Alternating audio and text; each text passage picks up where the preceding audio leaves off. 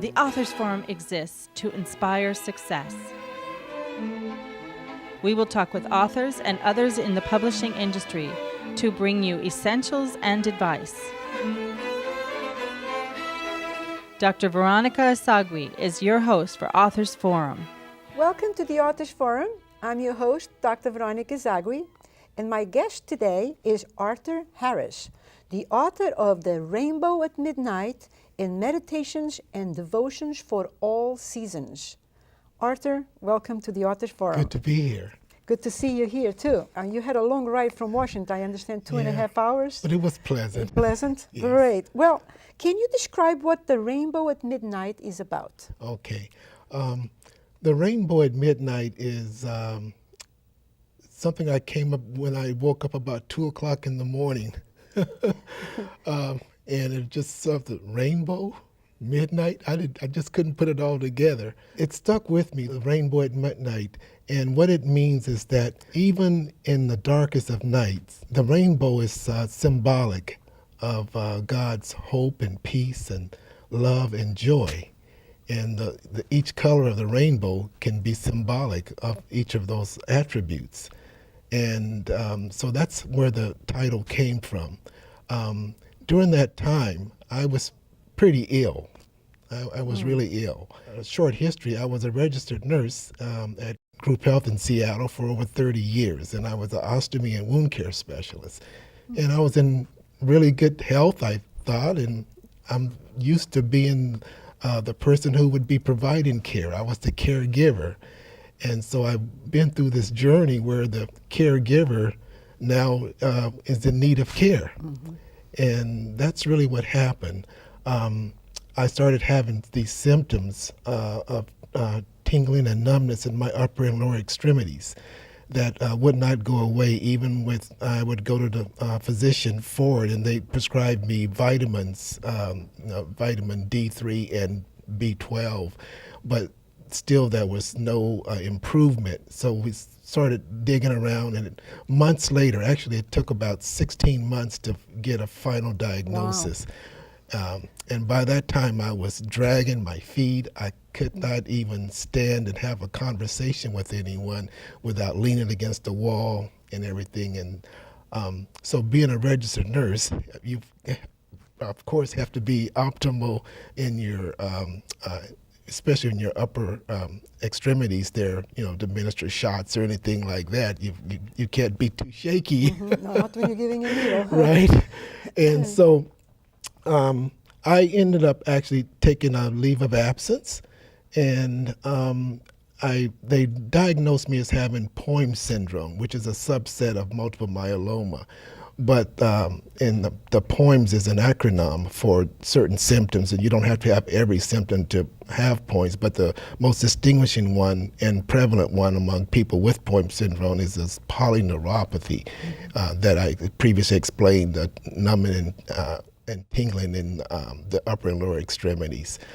And so I underwent chemo. Yes, And the first chemotherapy agent I took, I almost died from it. I had a severe reaction, and they rushed me to the cardiac unit. My blood pressure was something like 70/40. It was a pretty serious situation. But the next chemo agent that they put me on, I responded pretty well to it. And I also believed in exercising a lot and using what God has provided me to strengthen myself also. And so I've come back quite a ways, but I enjoy writing now. Mm-hmm. So is it over with your illness, or just under control? It's I think I'm in remission right Good. now. Congratulations. And so, yeah. Yes. And they actually took my stem cells and stored them. And I think they're good for about 5 years, but I hope I never have to use my stem cells. Awesome. So I have to get tested every 3 months, and so far everything looks good. Good. To give our audience and our TV viewers a glimpse of your writing, would you read for us the very first poem in your book entitled Past Midnight? Because actually I was going to ask you, so when do you find the time to write and where? But I have a feeling that Past Midnight might be the answer. Yeah. Or am I close to that? For some reason, I'm at my most creative when I wake up about 2 o'clock in the morning, and then everything sort of makes more sense then. And I know I'd better gather those thoughts and put them down before I forget them. They're going, yes. Yeah. Yeah. So Yeah. would you read for our audience and viewers out there, Past Midnight? Oh, We'll certainly. get a little glimpse of your poetry. Because this is a book about poetry, correct? Yes. Poetry. Yes. Okay. Past midnight. As I begin to write, it's way past midnight. The day has long since passed. Night's long shadow is cast. The door is shuttered and the windows are covered. Yet I must confess that I'm a bit restless. Something inside is burning and my heart feels a yearning. Thoughts and feelings deep inside agree. There's more to tell of my story. I contemplate, I meditate, I ponder, I wonder. I contemplate on the paths I have and shall take. I pray that my thoughts and actions have been pleasing unto God. I meditate in this tranquil moment, mindful of the verse in Psalm 46, to be still and know that I am God, being forever grateful for the presence and goodness of God. In my meditations, I smile and thank God for those precious and peaceful moments in life. I ponder, what will tomorrow's challenges be for me? I ponder, but I don't panic, knowing God is with me, that God alone holds tomorrow, gives me peace of mind. I wonder if I could have missed being a timely blessing to someone. Was I kind when kindness was needed? Was I humble when humility was required? I wonder, as I lay down to rest, God, I wonder. You're not only a great poet, but you also know how to read the poetry that you write. The way you read it, it touches the soul. Wonderful. That is wonderful. That makes me want to ask you, what was it like for you to growing up? Where were you born? Can you tell us a little bit about yourself growing up as a child, growing up in your family? I think I have a very rich history. Originally, I was born in Shreveport, Louisiana, the 7th of 8 children. And we lived on a farm. We had 177 acres right outside of Shreveport. And so this very rich life of, even though we didn't have monetarily a lot of money, we had everything. I didn't know that we were poor. And my dad was a great provider. He would work in the mills in Shreveport, but he also would, when he would get off work, he would sell what we call leaf mold to people who would come and fill their trucks up with the leaves from all the trees for nutrition for their crops and things. Mm-hmm. And he grew that. Also, we had cattle. We had a lot of cattle that he would raise and then we would sell. And so we would just roam around and just had quite a nice growing up. But at 10 years of age, we moved abruptly. We sold the land because we were the last ones among my father's brothers and sisters on the land. And so we moved all the way to Seattle to join my mother's sister. So that was a big change for me. And but I adjusted very well.